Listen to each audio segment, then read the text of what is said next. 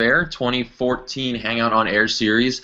My name is Joe Hansen. I am host of PBS Digital Studios YouTube series It's Okay to Be Smart, and I will be your host for today.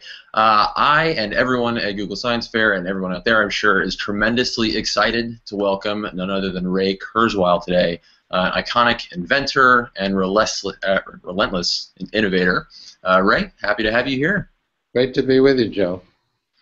And we also have with us Gavin Ovchek, who is a former Google Science Fair finalist, who is at Duke now, right? That's right. Thanks for inviting me.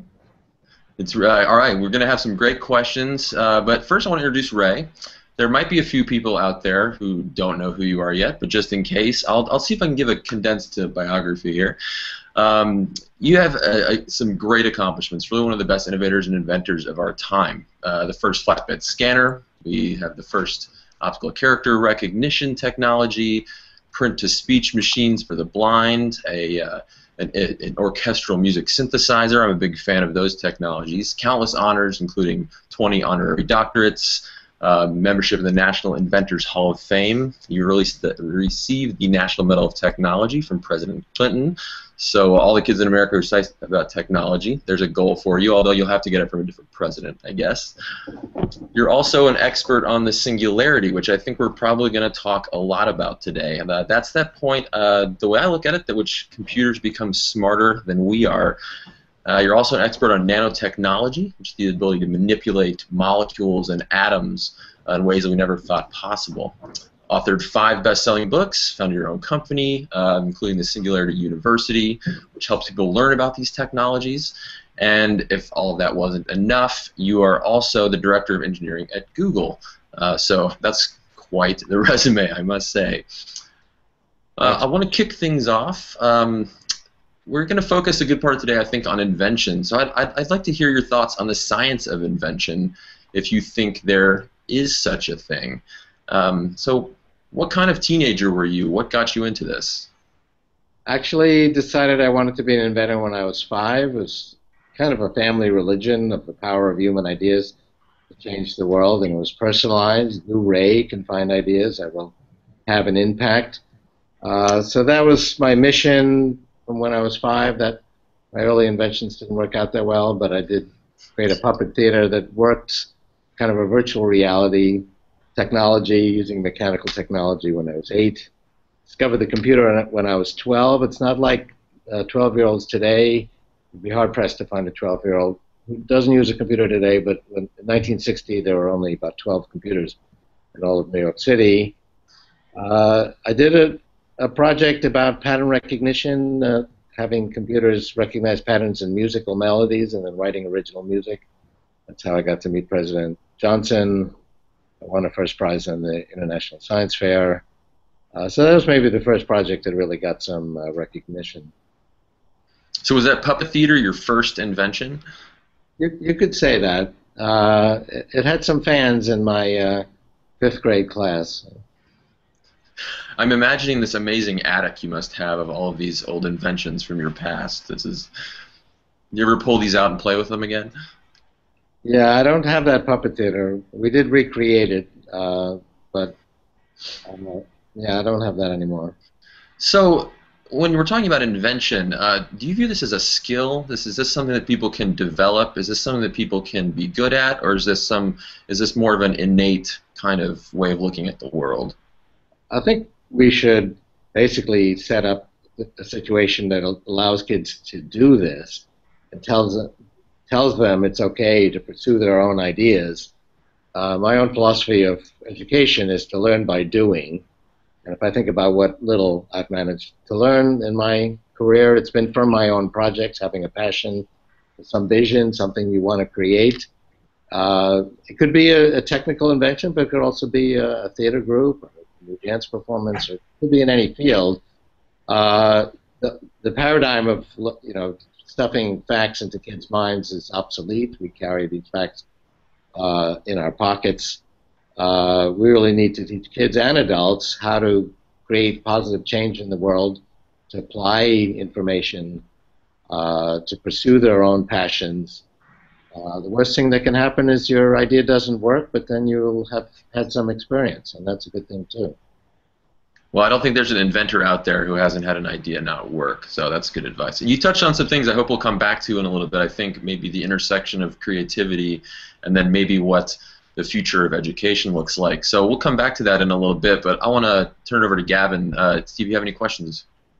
Sure, thanks. Ray, I was working at Google this past summer. I was wondering what you thought about how the Google atmosphere has encouraged you to invent other things or work with other people. What's your opinion on the Google atmosphere and how that could apply to other areas of education or other things like that? Well, I have to say the Google atmosphere is great. It's actually my first job. It's my company I didn't start myself, and I can't really imagine working for another company. It is a company that really respects everyone's opportunity to pursue their own ideas at every level. Everyone I run into is trying to sort of reinvent their job or make their job obsolete and create some new way of doing things. So it's a very passionate company about pursuing big ideas. For example, self-driving cars. When that was announced, people said, well, it's a good thing to work on. We'll probably learn something useful, but that'll never work. It actually does work. Google takes on these big challenges. In my case, it's to have the Google computers actually understand the meaning of natural language, so that we can base search and question answering on the actual meaning of these billions of web pages, book pages, not just looking for keywords. And actually, a good example of that working comes from another company, IBM. Watson, which won the Jeopardy contest, actually, at least to some extent, understands some pretty subtle forms of language. Like, for example, this query, a long, tiresome speech delivered by a frothy pie topping. And it was in the rhyme category, and Watson quickly said, what is a meringue harangue? And the other guy, the best two players in the world, best two human players, didn't get it.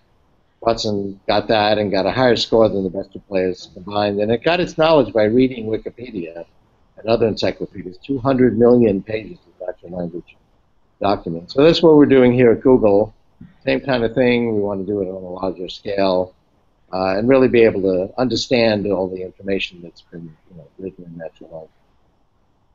Well, I guess that sort of busts up the idea that Wikipedia is not a good source for students to be using for their educational purposes. But so I don't mean to spring any surprising history on you, but we heard that you were on a TV show when you were a teenager.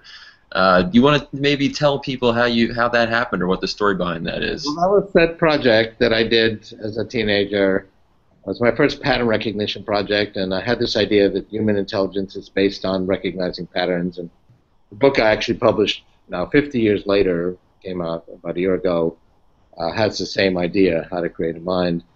So I had a program that would actually listen to the music of famous composers and then write music in the same style, but it was original, based on identifying the patterns of how these composers put notes together, and then writing original music in the same style. So this program, I've Got a Secret, you came on, you whispered a secret to the host here, which was Steve Allen.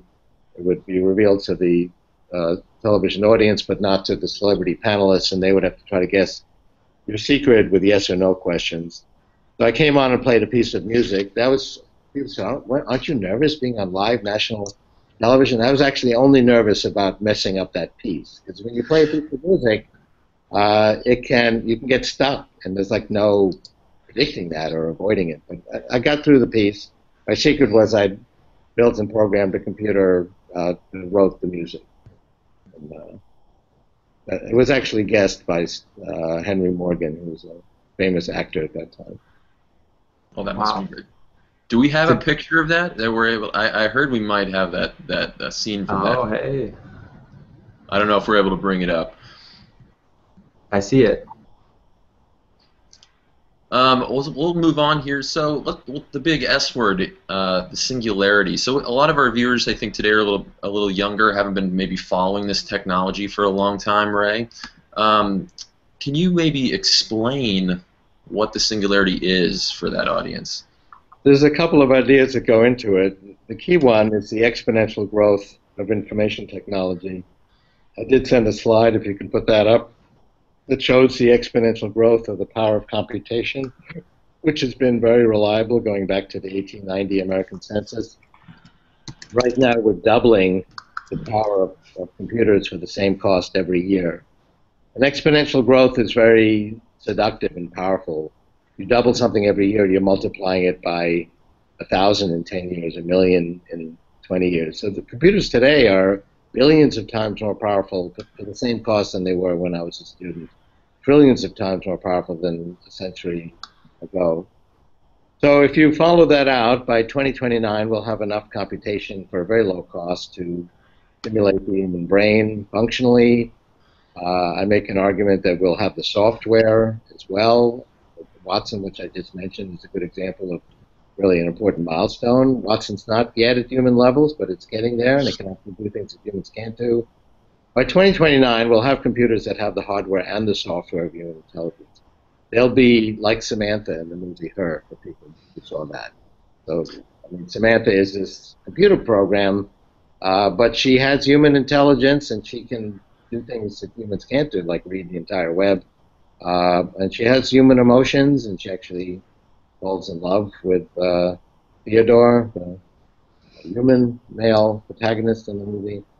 We'll have that something like that by 2029, and then computers will continue to grow exponentially.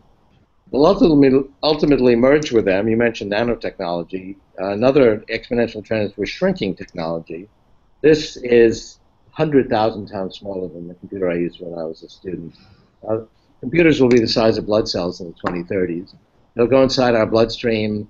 They'll go inside our brain non-invasively without surgery, just through the blood, the capillaries, and basically put our neocortex, where we do our thinking, on the cloud. And we will then expand our neocortex and basically be smarter.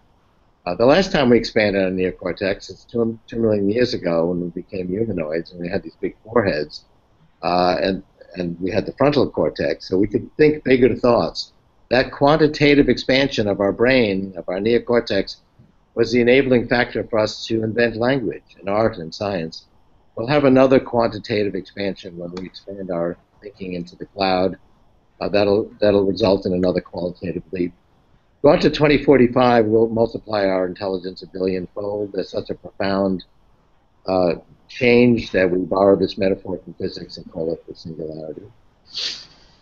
So yes, this idea of the superbrain, we sort of, there's neuroscientists say that we've probably reached the metabolic, the energy, the amount of energy we can feed our own neural computer. So it's going to take a combination, I suppose, of this software and hardware. And you mentioned the movie Her, and hopefully we won't give away too many spoilers for people out there. But do you see this as more of a development in software and hardware, or where do you see the separation between those two in getting to that point? Well, it's basically software. We already have computers, at least supercomputers, that can match the amount of computation we need to functionally simulate the human brain. That'll actually be inexpensive by the time we get to the early 2020s. The big challenge is software. And one way to achieve the software is to actually understand how the human brain works. What are its methods and algorithms? That's what I talk about in this recent book. And I believe we can actually model it already. We still want to learn more about the brain, but we have a pretty good idea of how it works, and I talk about the neuroscience evidence for my thesis. And that's what I'm trying to do here at Google, is apply these ideas to creating a synthetic neocortex. But to really master, well, let me back up. The way we think is hierarchically. We think in different levels, and each level is more abstract than the level below it. And we can go up that hierarchy to some extent with our computers today, but to really match the depth of the hierarchy, the subtlety of human intelligence, to understand humor and art and science and irony, is going to require further software developments, really inspired by the way the human brain works. But I make the argument that we'll achieve that by 2029. There's actually a growing group of people now that think I'm too conservative with that prediction, but I'm sticking with it.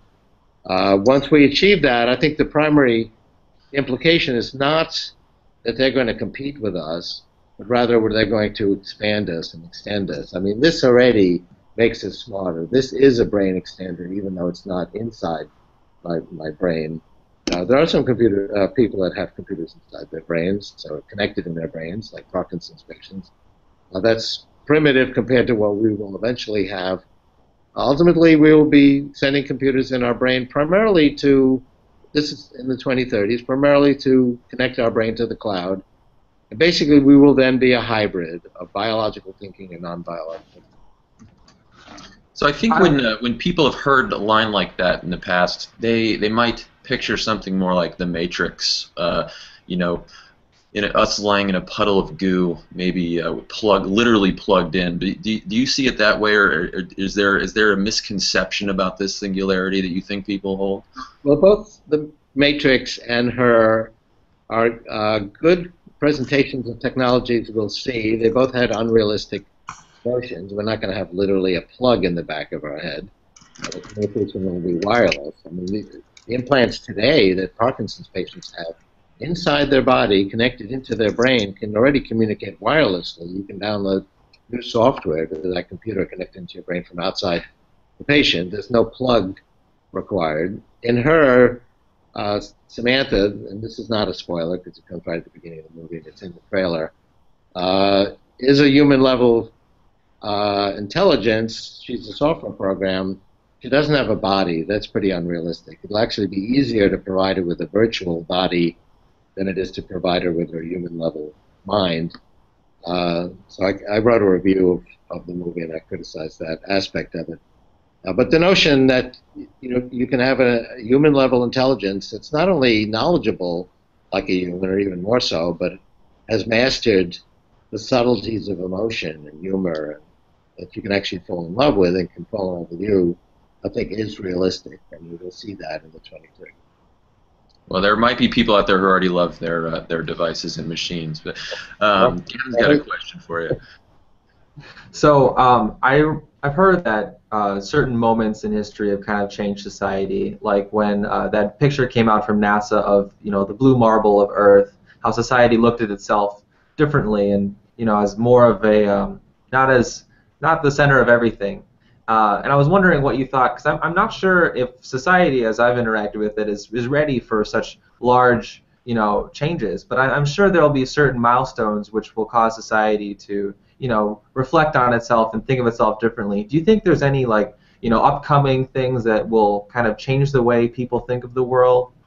Well, it's amazing. When I'm a futurist, I talk about future scenarios, and when people sometimes are startled by them and think that humanity will have difficulty getting used to them, it's remarkable how quickly we get used to it. Imagine a world without social networks, without wikis like Wikipedia, without blogs. That's the world, maybe 5 years ago. It was very recent. And now it's part of our everyday terrain, and we couldn't imagine life without it. I think Watson was such a threshold. People saw this computer that very presciently could answer these subtle questions that they couldn't answer, and it wasn't just a matter of information retrieval.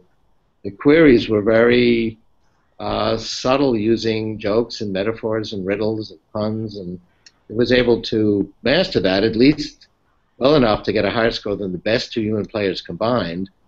So I think that impressed people with the capabilities of artificial intelligence. People have always dismissed artificial intelligence, saying, well, yeah, it can do things, but they're very narrow, like play chess or even drive a car. It doesn't have the supple breadth of human intelligence. Jeopardy is a pretty broad game. It's not narrow.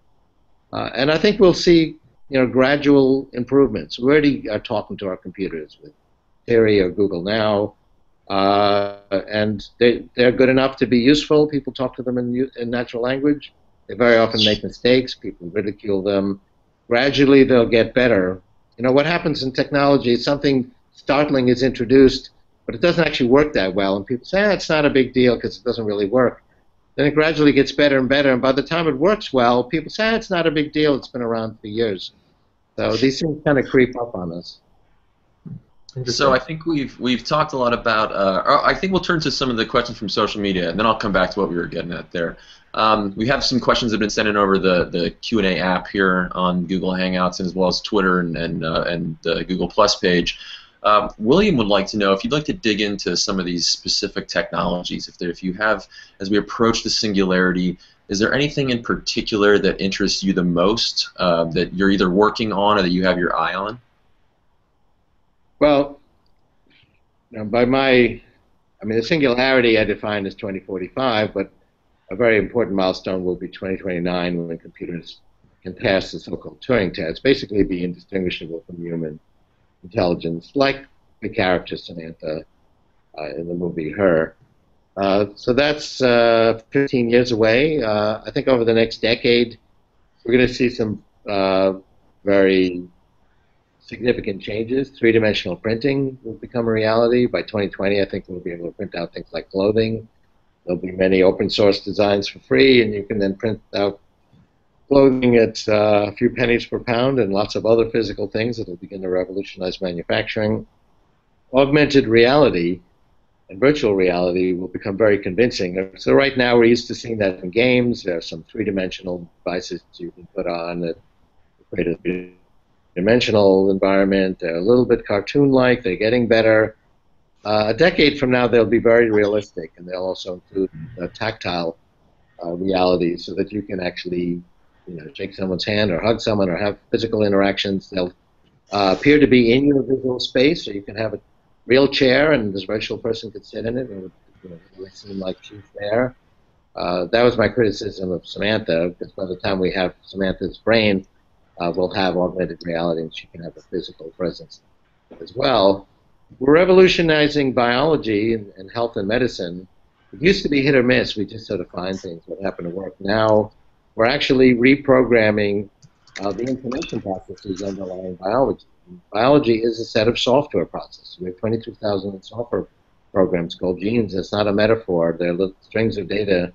They evolved thousands of years ago when conditions were different. For example, it was not in the interest of our species for people to live very long, because there was limited food and other resources. And once you were done raising your kids, evolution had no need for you, so it didn't select for long life. We have a different idea about that now, at least I do, in the baby boomer generation. We're going to be able to reprogram biology away from disease, away from aging. These types of interventions are already entering clinical practice. You can, for example, fix a broken heart now, not from romance, but from a heart attack. Half of all heart attack survivors have a damaged heart. You can now fix that with stem cell therapies. We could go on for hours with practical examples of this. These technologies, they're already now 1,000 times more powerful than they were when the Genome Project was completed a decade ago. That's the implication of them doubling every year, which is what's happening. They'll be 1,000 times more powerful in 10 years, 1,000,000 times more powerful in 20 years. Somewhere between 10 and 20 years from now, even closer to 10, we'll see a major revolution in our ability to program our biology away from disease. Well, Kevin, do you have another question? So I'm curious, you obviously seem very confident about the dates that you've been talking about, and it's so exciting. And I was wondering, are you from the future, or do you have some kind of mathematical model that you use to set these dates? Yes, I have a mathematical model, which is how remarkably reliable it is in terms of the measuring the price, performance, and capacity of information technology. If you look, for example, at the price performance of computing, calculations per second per constant dollar, it's a very smooth exponential, in fact, doubly exponential, going back to the 1890 census. And I noticed this in the early 80s. I had this data. I was trying to look for a way to predict the future so I could time my inventions. I was amazed at how smooth a progression that was. I then projected it out to 2050. Here we are in 2014, and it's right where it should be 30 years later. And the same thing is true of these types of measurements of any information technology, communication technology, the number of bits we move around wirelessly around the world, the price performance of genetic sequencing, the amount of data we're downloading about the brain each year. All these different types of of measurements of capacity and price performance of information technology follow these very predictable trajectories. And I'm not just saying this in hindsight, because I've been making forward-looking predictions based on this. And particularly my predictions having to do with those precise numbers have been very accurate for decades. So that's really the method. Now, if you then try to predict things that involve regulatory processes and political processes like self-driving cars, I did an analysis you can look up on the web how my predictions are faring if you put those words into Google. I have a 150-page essay that reviews all of the predictions I've made. I had, for example, 147 predictions in my book, Age of Spiritual Machines, which I wrote in the 1990s. About 2009, 86% were correct or essentially correct. One that was wrong was we would have self-driving cars. That involves regulation and other things. It wasn't so completely wrong, though, because they were starting to work, and today they've gone well over 500,000 miles with no accidents. But that really is the driving force in the mathematical model that I use. Well, we're going to take another question from our Q&A app. Deanna would like to know, so I guess you can't really go to school yet and major in the future. You can't get a degree in invention, but if there are students out there who want to be a part of this nanotechnology and researching these fields that are going to take us into these transformational technologies, what would you encourage them to study? Well, at Singularity University, we emphasize the things we've been talking about: computation, artificial intelligence, biotechnology, which is reprogramming biology, nanotechnology, which is basically reprogramming matter and energy using information technologies at the molecular level. So I would study these technologies, but moreover, I would try to come up with some idea that you have passion for and then pursue it. You'll learn a lot in pursuing that idea, and you're focused on the idea and trying to realize it. But along the way, you'll actually learn something. That's how I've learned, what I've managed to master in my career. Look at these predictable trajectories of these information technologies and try to imagine what will be possible when we have 10 times or 100 times more computation or communication or ability to manipulate matter and energy at the molecular level. And you need a little bit of knowledge to have that imagination. And then pursue your ideas. Maybe you need other people, so you need communication skills to be able to explain your vision of the future.